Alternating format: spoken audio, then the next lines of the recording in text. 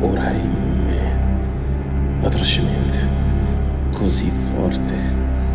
questo violento e inclemente tartaro della greve, asfissiante aria di morte. Fiamme, venti e geli in modo barbaro, gli equilibri dentro di me sconvolgono, consumandomi com'io sia un sigaro. I miei pensieri oramai più non dormono, sono nei cerchi dolenti e infestati che bollente la mia anima rendono, gli specchi spirituali diventati avidi e senza alcuna continenza di carne, ferocemente affamati.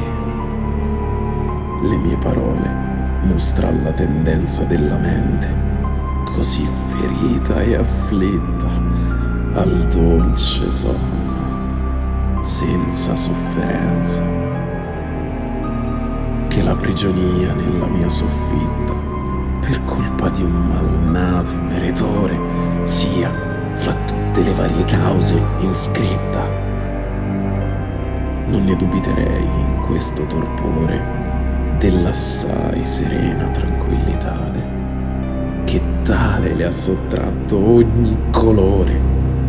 ma di sicuro oramai so che cade il mio cuore in quell'oscuro baratro, che ogni certezza al suolo